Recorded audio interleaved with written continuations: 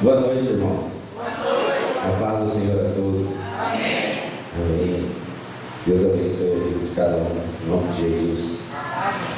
Vamos dar início ao nosso culto de louvor e adoração ao nosso Deus. Aqueles que puderem se colocar de pé, para a gente louvar e engrandecer o nome do nosso Senhor. Amém? Convido os irmãos, aqueles que quiserem, fechar os seus olhos para a gente fazer uma oração, agradecendo por mais esse ano que nós estamos iniciando, né? Já iniciamos, né? Que o Senhor venha derramar a bênção sobre as nossas vidas e cuidar, continuar cuidando das nossas vidas, assim como Ele tem feito, né? Vamos orar em nome de Jesus. Senhor Deus, muito obrigado, Pai, porque nós podemos estar aqui, Deus, porque o Senhor nos sustentou por esse ano que se passou, Pai. E eu te peço, Deus, nós te pedimos, Senhor, que o Senhor venha continuar, Deus, a cuidar das nossas vidas, Deus, que nós possamos, Deus, nos manter firmes nesse ano que se inicia, Pai, na Tua presença, na Tua casa, seguindo o Teu caminho, Senhor. Senhor, esteja em nosso meio, Pai, nessa noite. Que nossos louvores, a palavra que for pregada aqui seja para honrar e engrandecer o Seu nome, Senhor. Eu oro em nome de Jesus, Pai. Esteja em nosso meio, abençoa as nossas vidas, toca o nosso coração, Senhor. Que nós possamos sair daqui essa noite transformados, Deus, com os nossos corações cheios da Tua presença e glorificando a Ti, porque o Senhor é digno de toda honra, toda glória e todo louvor. Aleluia. Aleluia. Cantemos o amor do Senhor, que dura para sempre. Aleluia.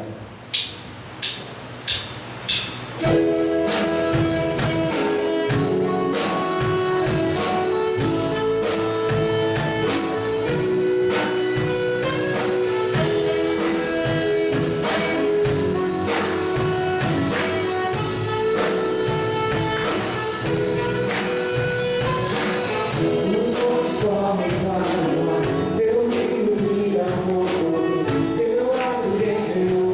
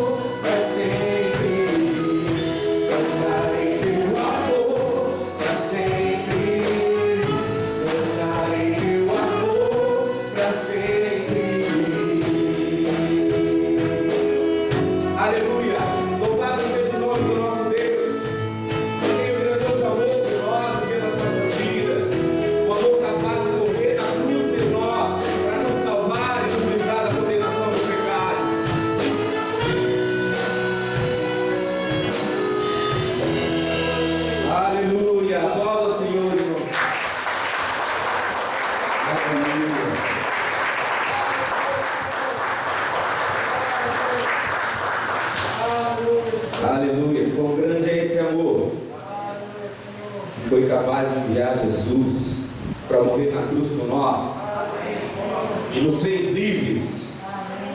Aleluia. A morte do Senhor, o sangue derramado, nos salvou. Aleluia.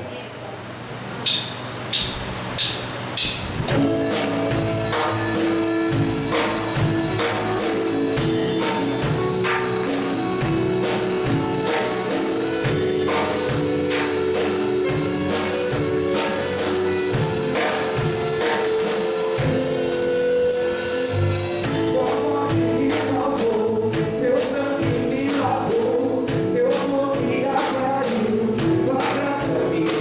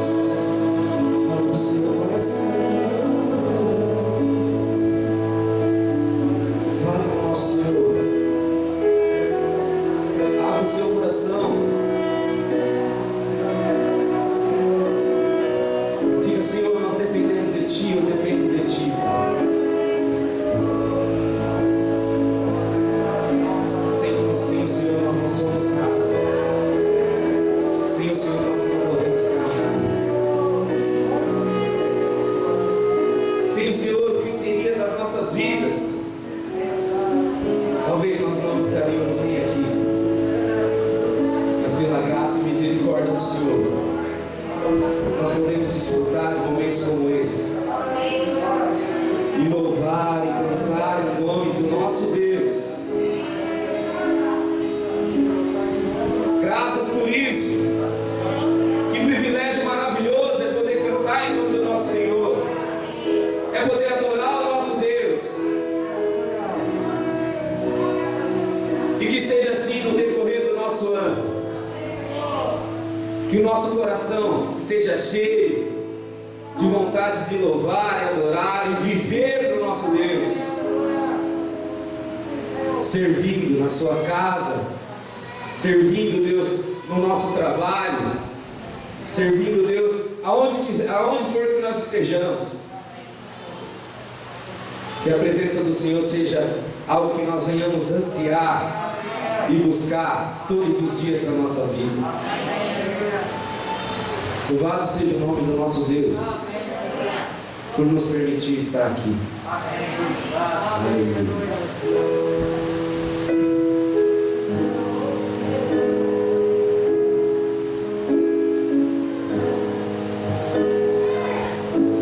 O Senhor é a minha rocha, é a minha fortaleza, é o meu libertador, é o meu Deus, o meu rochedo, em quem eu me refugio.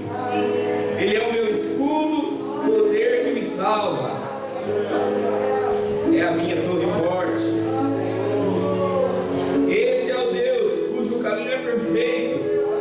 A palavra do Senhor é comprovadamente genuína. Ele é escudo para todos os que nele se refugiam. Deus é a minha salvação. Terei confiança e não temerei. O Senhor, sim, o Senhor é a minha força e o meu cântico. Ele é a minha salvação. Cada palavra de Deus é comprovadamente pura, e Ele é um escudo para quem nele se refugia. Ele é soberano, Ele é salvador, Ele é redentor, e Ele está aqui. Aleluia!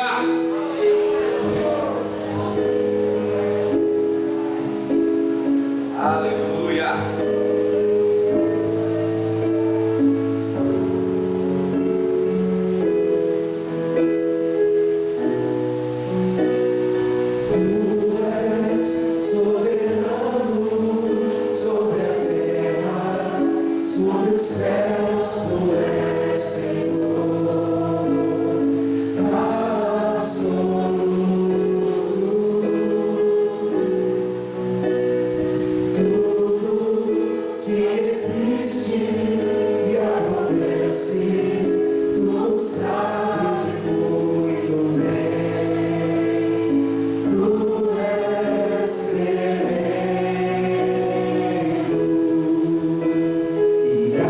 Apesar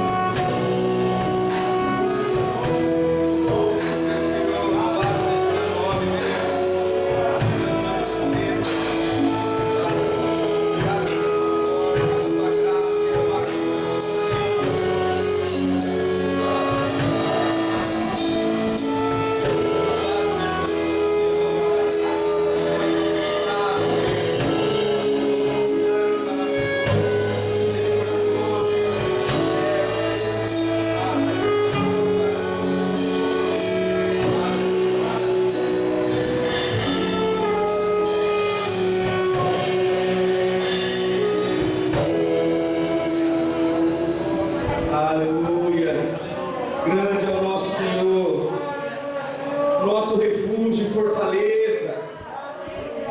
Aleluia. Onde nós encontramos abrigo, descanso. Obrigado, Senhor. Obrigado, Deus, por cuidar de nós, nos abraçar, e nós podemos, Deus, nos refugiar em Ti, Deus. Encontrar consolo, Deus, em meio às dores, em meio às dificuldades. Nós podemos nos aproximar e abraçar o Senhor, Deus. E os nossos corações serem acalentados diante da Tua presença. Aleluia, Senhor. Obrigado, Pai, por esse momento de louvor e adoração, Pai. Continue falando conosco, Pai.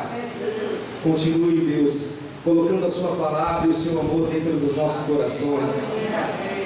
E que nós possamos, Deus, transmitir, frutificar e levar esse amor para todos os lugares onde nós fomos, Pai. Em nome de Jesus, Senhor, é que eu oro e te agradeço.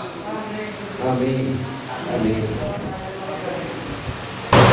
Glória a Deus. Que Deus continue sendo louvado nesse lugar, pelas nossas vidas, né? E não só nesse lugar, mas ao sairmos daqui, que a gente possa continuar nesse mesmo espírito de adoração, de louvor, de reverência, de reconhecer que o Senhor é tudo na nossa vida, como a gente cantou aqui nessa noite, em nome de Jesus. Bom, eu queria, antes de mais nada, irmãos, agradecer a vida do pastor Daniel, né? Trago aqui a saudação do pastor que nos incumbiu dessa responsabilidade de estar aqui com os irmãos, compartilhando da palavra, né? É uma bênção para mim estar com vocês, conhecer mais uma família lá do céu, Igreja Vida Abundante, é isso?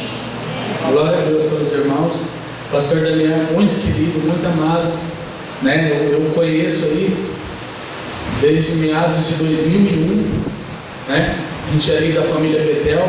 Também quero trazer a saudação do pastor Edson Quinese, de toda a nossa liderança ali, da Igreja Betel, né?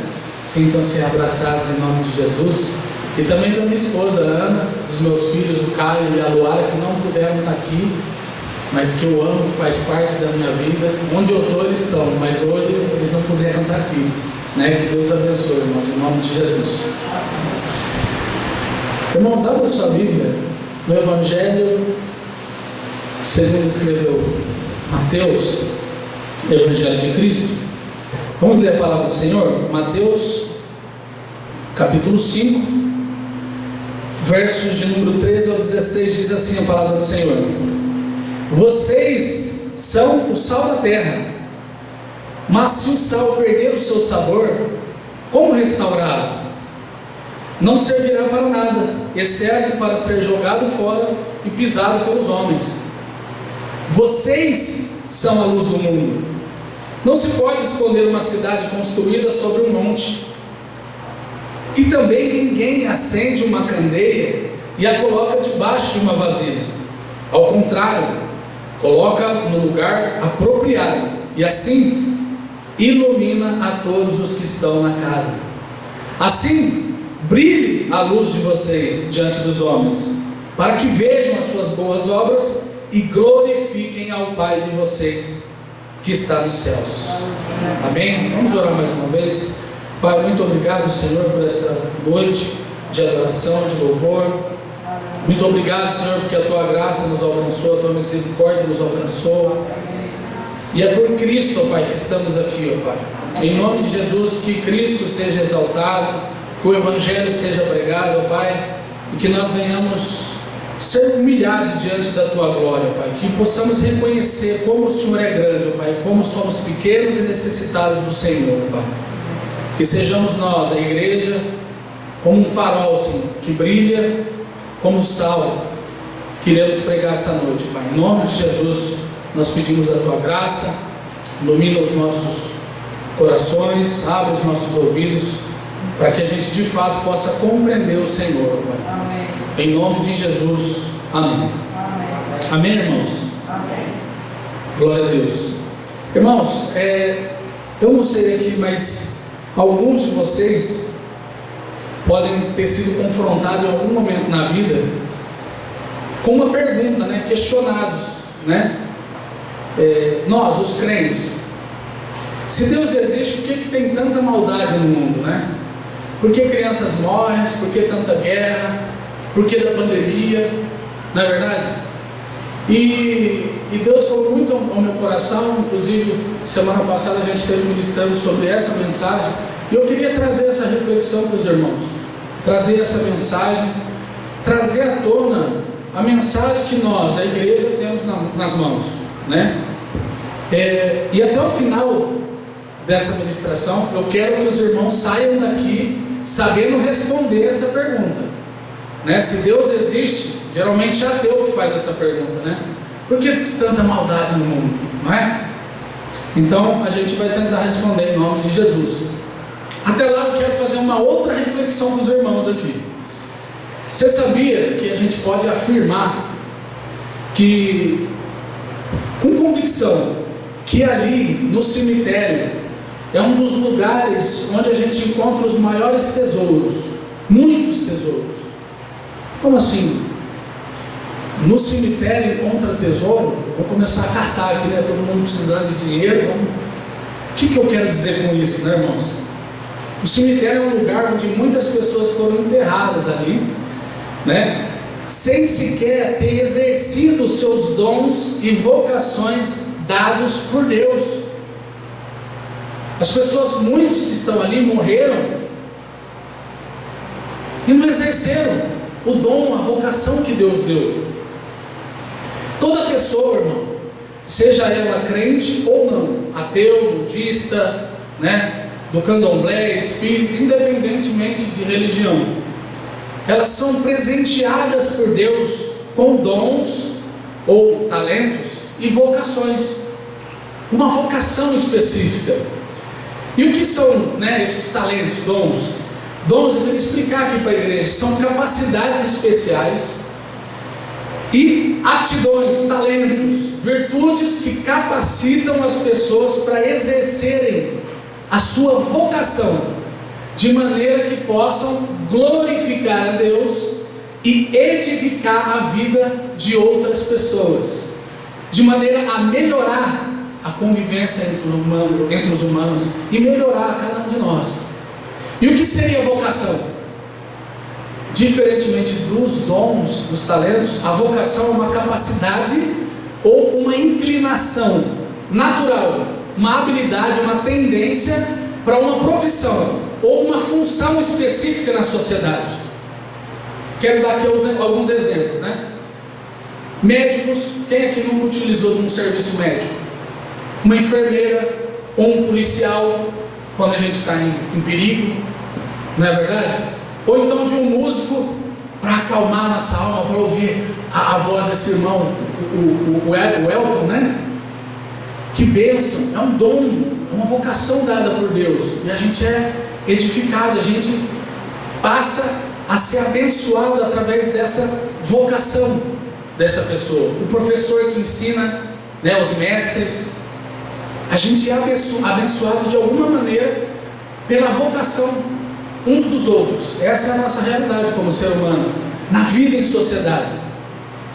Só que ocorre um problema, irmãos, como eu disse ali no exemplo do cemitério.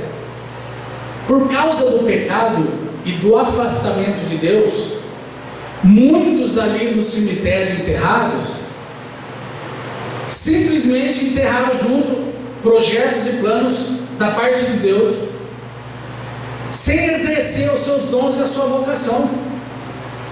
Alguns enterraram durante a vida, desdenharam, eles desprezaram aquilo que Deus tinha para eles, nem sequer buscaram saber para que servia aquela vocação. Morreram sem sequer dar atenção para que servia esse dom, essa vocação. Outros usaram então esses dons, né, e essa vocação de maneira fútil ou irresponsável. Quem aqui não lembra da parábola de Jesus, dos dons e talentos? Lembra? Quando o Senhor dá dons e talentos para aqueles servos, e ele espera, ele vai fazer uma viagem longa, e quando volta ele espera um resultado. E alguns ali o enterraram, outros desprezaram, e outros até usaram para benefício próprio, para sua própria glória, para se enriquecer, para se ensorbebecer. Essa é a realidade de muitos. tudo isso tem a ver com o texto escolhido, né? A gente está falando de dons e talentos. O que isso tem a ver com a palavra do Senhor? Para a gente poder entender, eu queria que a gente lesse novamente esse texto. Mateus 5, capítulo 5, verso 13 até o 16, diz: vocês são o sal da terra, mas se o sal perder o seu sabor, como restaurá-lo? Não servirá para nada, exceto para ser jogado fora e pisado pelos homens. Vocês são a luz do mundo. Não se pode esconder uma cidade construída sobre um monte.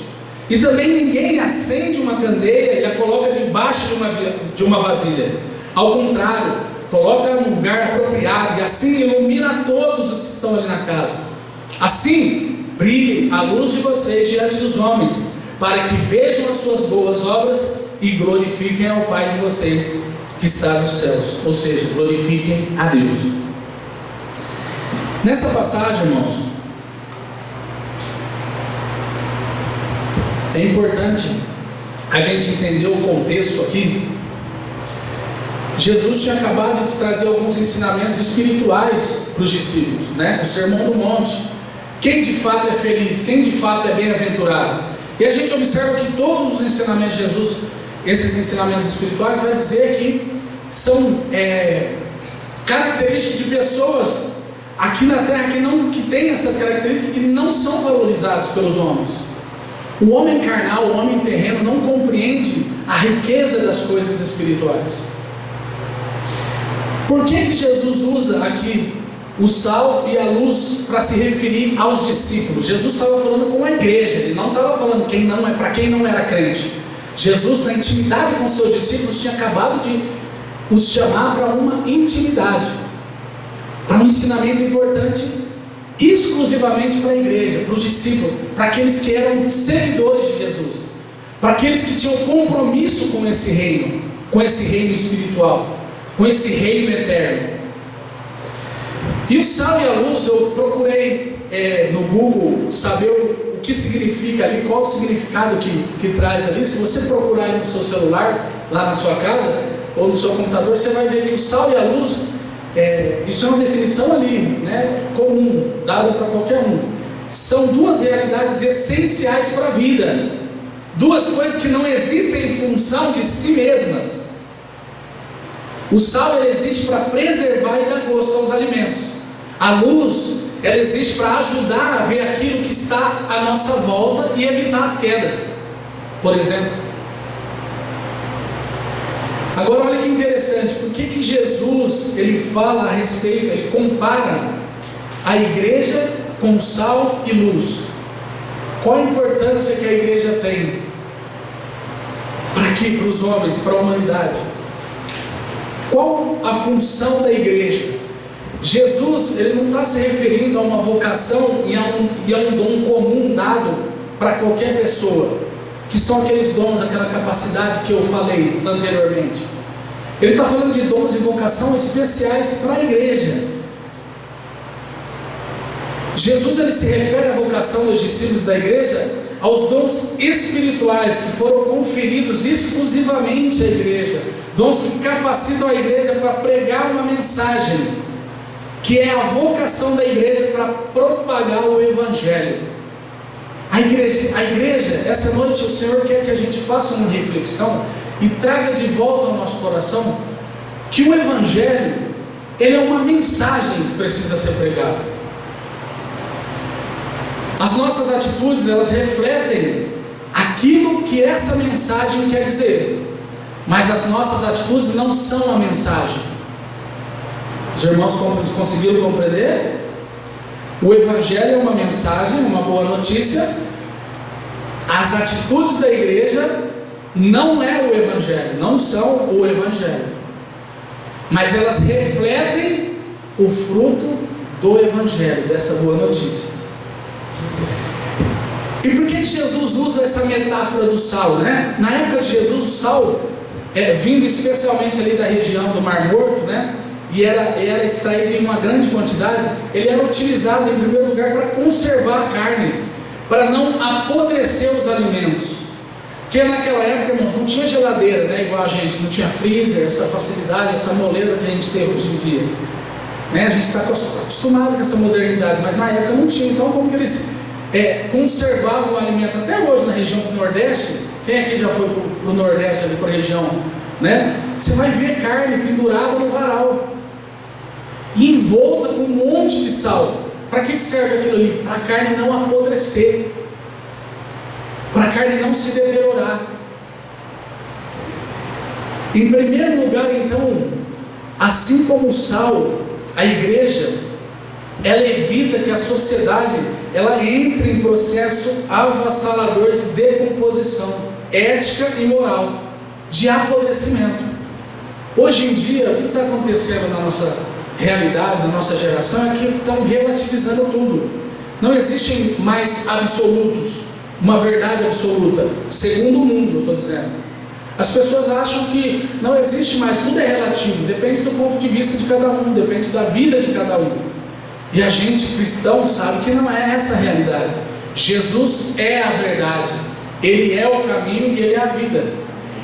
A igreja, ela tem essa mensagem possível, ela tem esse conhecimento. Então, quando a igreja ela cumpre o seu papel de sal, ela vai evitar que a gente entre num apodrecimento ético e moral. Vocês viram que há pouco tempo agora aprovou na nosso país vizinho aqui, né, nossos irmãos aí, o aborto até a 14ª semana. Então a sociedade está dizendo que é normal, segundo a decisão de uma mulher, seja ela em qual situação for, ela abortar, ela tirar a vida de um bebê. Para a sociedade de hoje é normal. Para a sociedade de hoje é comum. Para a sociedade de hoje, por exemplo, em muitos países está sendo aprovado o casamento homoafetivo, a união entre duas pessoas. E a igreja precisa compreender o papel de fato como sal, como a gente deve evitar o apodrecimento, a deterioração da sociedade. Esse dia eu estava pensando, imagina se por um motivo ou outro a gente vai nessa vibe aí, como diz os jovens, né? E todo mundo resolve então que a partir de hoje todo mundo vai ter relação homoafetiva, só homem com homem e mulher com mulher. Será que vai ter gerações futuras? Da maneira natural como Deus Criador estabeleceu todas as coisas? Jesus, ao comparar a igreja com o sal, ele também não quis dizer que é o sal lá do saleiro, o sal que está reservado e preso numa caixinha, isolado. Ele está falando do sal a respeito de estar em todos os ambientes da vida humana. A gente precisa estar envolvido em todas as esferas da sociedade, na família, na política, por exemplo, no trabalho, aonde quer que a gente esteja, a gente deve ser sal, a gente deve estar envolvido. Eu me lembro que quando eu me converti, em 2001, num retiro de carnaval da Betel, foi algo maravilhoso. Deus falou comigo assim, especificamente, foi tremendo. A partir daquele momento, em forma de gratidão a Deus por aquilo tudo que Ele tinha feito por mim, me perdoado, me transformado, me ensinado, me abençoado, as coisas, sabe, estava fluindo de uma maneira maravilhosa, que eu não queria me apartar de jeito nenhum da igreja. Eu só queria estar dentro da igreja. O pastor fala, vai ter limpeza na igreja. Eu falo, não, eu vou estar lá. Vai ter reunião de oração, eu estou lá. Vai ter reunião do jovem, culto do jovem, estou lá. Vai ter reunião com os idosos, com os anciãos da igreja, vou estar junto, estamos juntos. Vai ter um culto das mulheres, eu vou estar lá, vou estar ajudando, vou estar na portaria. Eu não queria sair de dentro da igreja. E aí com o tempo a gente vai amadurecendo e Deus me ensinou que eu não devo me isolar. O sentido aqui de que Jesus ele disse que nós somos o sal da terra, ele estava dizendo para os discípulos o seguinte: vocês devem estar inseridos em cada esfera da sociedade. Na sua escola você é uma bênção, no seu trabalho você é uma bênção para aquele lugar, como professor você é uma bênção. Certa feita, Lutero, um discípulo de Lutero chegou em Lutero e perguntou: Senhor, eu quero pregar o Evangelho, eu quero me doar ao máximo ao Senhor Jesus. Como eu posso melhorar isso? Como eu posso dar o meu máximo para Jesus? E esse homem era sapateiro, perguntando para Lutero. Lutero olhou para ele de uma maneira bem singela e disse: faça o seu melhor sapato. Isso significa que cada um de nós temos papéis dentro da igreja, funções, não só aqui no templo, mas na sociedade. A gente está exercendo o nosso papel como sal. Nós carregamos dentro de nós algo que é maravilhoso. Quando a palavra de Deus fala, Senhor, me abençoe e o meu cálice transborda, Ele quer dizer o seguinte: Deus não cabe só dentro de mim.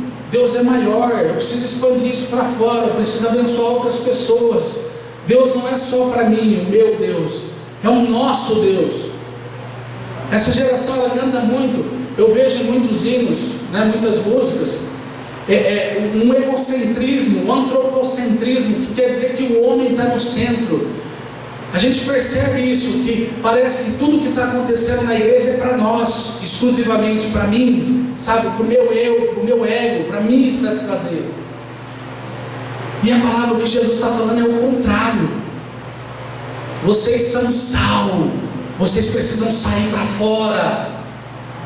Eclésia é para fora, abençoando. Quando Jesus fala ide, essa palavra ide no original significa indo. Não ide de eu ir aqui e já voltar para o meu quadradinho. É indo, sem parar, levando a mensagem, fazendo discípulos, batizando-os em nome do Pai, do Filho e do Espírito Santo. A igreja não é estática. O Espírito Santo que habita em nós nos leva para lugares ali que talvez a gente nem vai saber. A gente vê isso na vida de Paulo, a gente vê isso na vida de Pedro. Muitas vezes eles queriam ir num lugar, de repente o Espírito Santo levava para outro. Isso significa que, como sal, a gente precisa estar disposto à obediência à palavra de Deus e ao movimento do Espírito Santo. Como disse o nosso irmão ministrando, para onde a gente for, Senhor, aonde estivermos, que a gente seja igreja.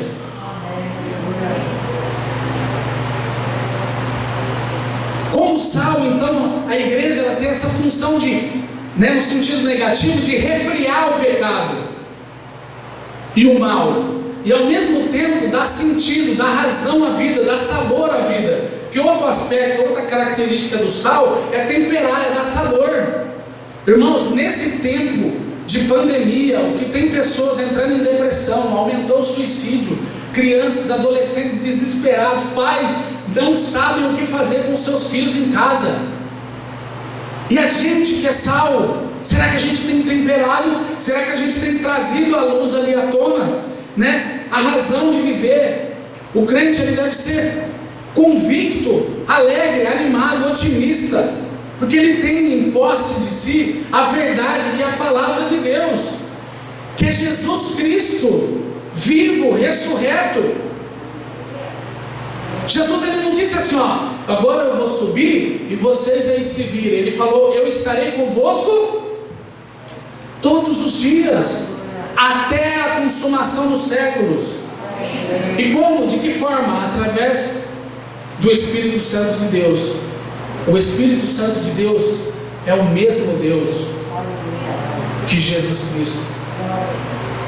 Jesus não mente. E por que então Jesus diz também que se o sal perder o sabor, para nada mais serve, senão para ser pisado pelos homens? Na época de Jesus ali, irmãos, o que acontecia é que, de acordo com a quantidade que se acumulava de sal extraído ali do Mar Morto, esse sal ficava reservado ali, em alguns reservatórios enormes ali, porque o sal era usado para tudo. Era usado com muita abundância, em abundância. Então, eles acabavam ali se tornando insípido. O que significa isso? Sem sabor, ele perdia as suas características, ali na sua substância, com o tempo. Ele se degradava e perdia a sua função. E aí, no templo, na época do inverno, no templo onde o povo de Deus adorava o Senhor, No inverno o chão ficava muito escorregadio. Então, para que as pessoas não escorregassem e caíssem, eles jogavam sal.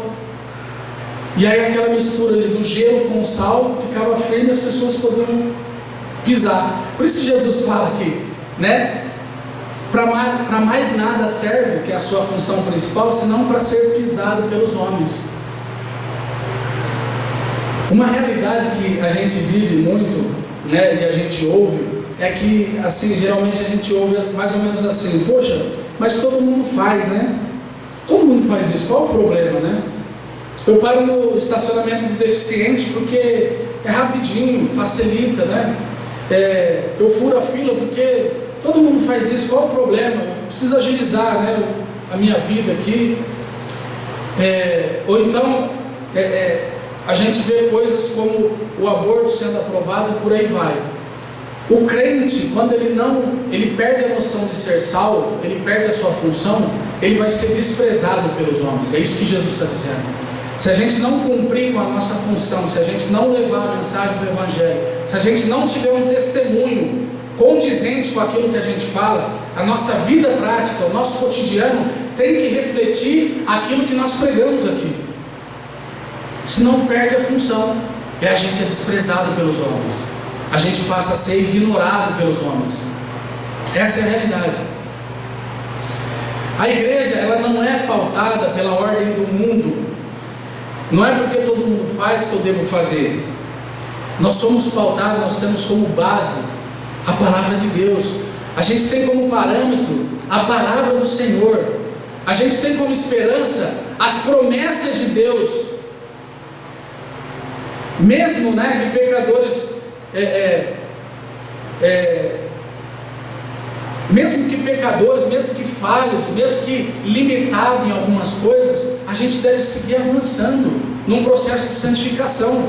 Paulo ele vai dizer: esquecendo as coisas que para trás ficam, mas prosseguindo para as que estão adiante de mim.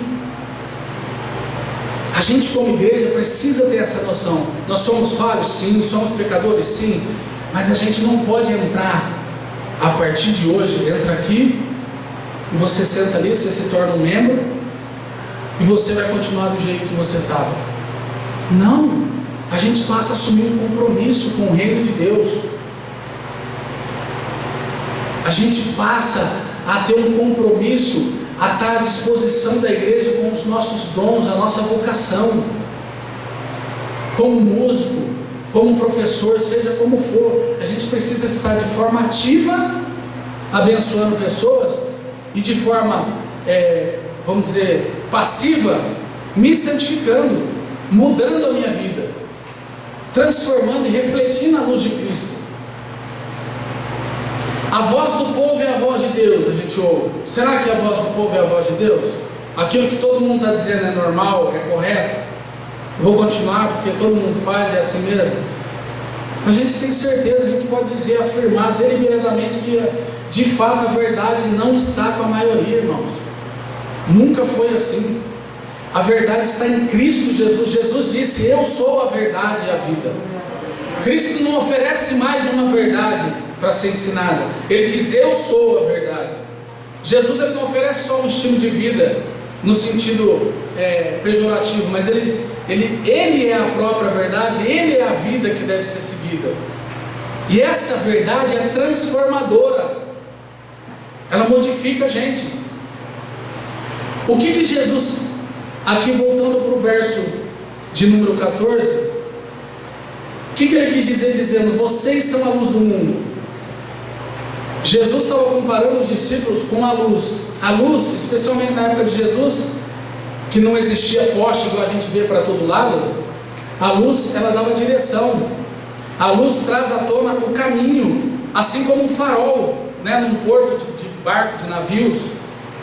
No aeroporto existem aqueles luzeiros, não sei se os irmãos já viram, né? Tem aquele luzeiro que dá a direção aonde se deve pousar. A igreja, os discípulos de Cristo, é a luz do mundo, ela que leva o caminho, ela que aponta o caminho.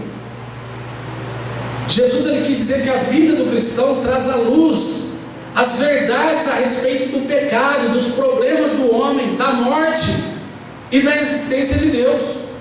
Não vai achando que a vida do crente é fácil, irmãos, é simples. Não estou dizendo isso.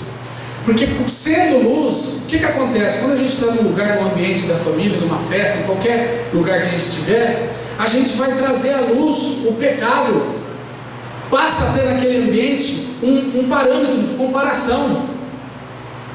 Uma maneira de a pessoa discernir o que é do que não é. Do que agrada a Deus ou do que não agrada a Deus. Se alguém está no ambiente junto com a gente, se estava pensando em fazer algo, ela já não faz mais. Se ela estava pensando em deixar de fazer algo, ou deixar de cumprir com a justiça, por causa da presença da igreja, por causa da sua presença, por causa da minha presença, ela passa a se cobrar, e ela passa a estabelecer e fazer aquilo que tem que ser feito. Jesus, ele compara a igreja, os discípulos, com a luz. A igreja, ela é a portadora do evangelho. A igreja, ela carrega essa luz consigo.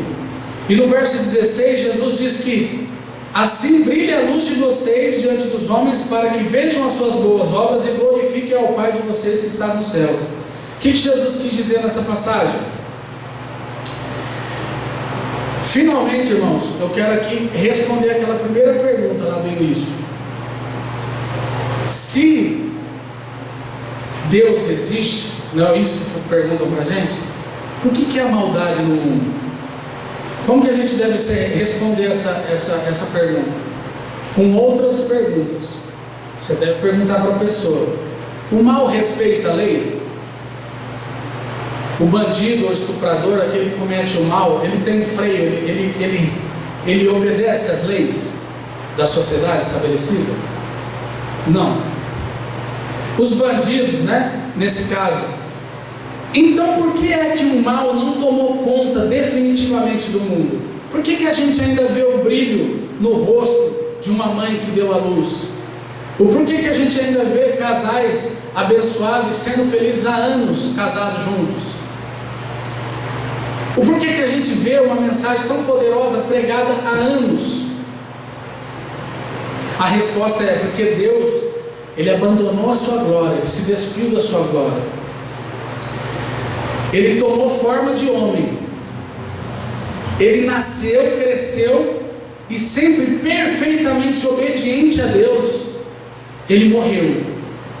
Ele derramou o seu sangue, que como sal pode conservar, estabelecendo um povo separado para si, para ser sal e luz, e para que o mundo não se deteriorasse de forma definitiva. Amém. O mal não toma conta por completo, porque a luz ainda está aqui. Olha para a luz que está do seu lado aí, ó. Glória a Deus. Você é luz. Você é sal. Jesus disse que nós somos sal e luz.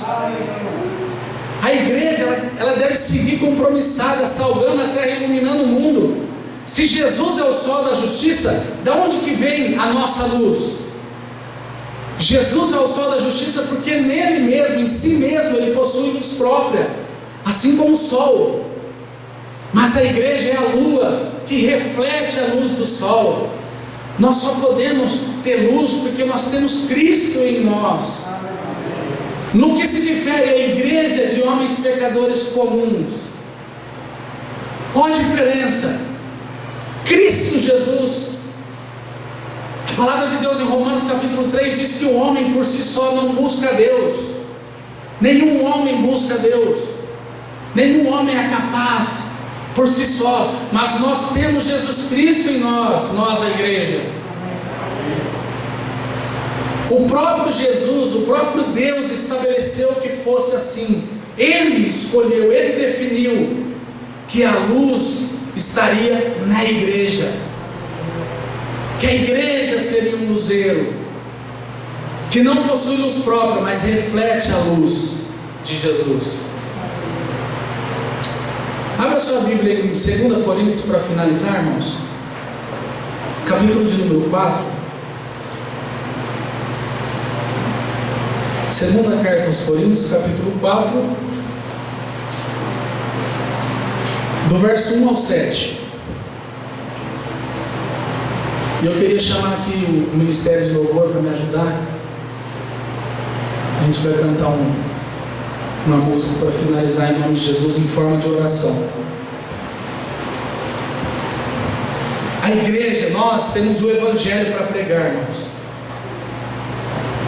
E o Evangelho é esse. Você está aqui como sal e como luz para levar essa mensagem: que o homem desobedeceu às leis de Deus, ele está caído, afastado de Deus. Ele por si só não pode fazer nada contra a morte, e ele está caminhando para a morte. Mas Deus enviou o seu Filho para pagar a punição que era para nós. Jesus levou sobre si todas as nossas dores, todas as nossas enfermidades, e o castigo que nos traz a paz estava ali naquele madeiro sobre ele. A igreja é portadora dessa mensagem, que é uma mensagem que não perece, que não acaba. É uma mensagem que é eterna. E olha o que o apóstolo Paulo diz a respeito desse compromisso da igreja com essa mensagem: portanto, visto que temos esse ministério pela misericórdia que nos foi dada, não desanimamos, antes renunciamos aos procedimentos secretos e vergonhosos. Não usamos de engano, nem torcemos a palavra de Deus. Ao contrário, mediante a clara exposição da verdade, recomendamos-nos a consciência de todos diante de Deus. Mas se o nosso Evangelho está encoberto, para os que estão morrendo é que está encoberto. O Deus dessa era cegou o entendimento dos descrentes, para que não vejam a luz do Evangelho da glória de Cristo, que é a imagem de Deus. Mas nós não pregamos a nós mesmos, mas Jesus Cristo, o Senhor, e a nós, como escravos de vocês por causa de Jesus. Pois Deus que disse: das trevas resplandeça a luz, Ele mesmo brilhou em nossos corações, para a iluminação do conhecimento da glória de Deus na face de Cristo Jesus. Mas temos esse tesouro em vasos de barro, para que a excelência do poder seja de Deus e não de nós. Amém, irmãos? Amém. Você é um vaso de barro, mas você carrega dentro de si algo poderoso que pode salvar, pode trazer esperança para essas pessoas que estão morrendo, para essas pessoas que estão desesperadas. E a gente precisa acreditar que há poder no Evangelho. Como Paulo disse: eu não vim vos pregar aqui e vos falar com palavras de persuasão humana, mas eu vim não com o entendimento humano, mas com o poder de Deus, que é o Evangelho. O Evangelho é o poder de Deus para a salvação do homem que crê. Amém? Faça desse hino, irmãos, que a gente vai cantar agora, uma oração em nome de Jesus.